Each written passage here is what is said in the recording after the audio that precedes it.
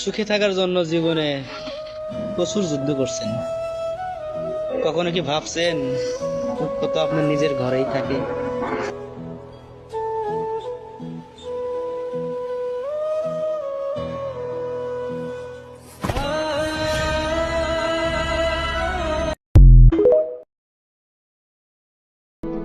বড্ড শখ ছিল সবাইকে সুখী রাখা।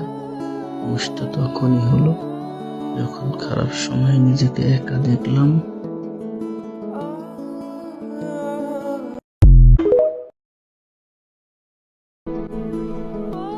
পৃথিবীতে মৃত্যুর স্বাদ সবাই পায়, কিন্তু জীবনের স্বাদ কজন মানুষই পায়?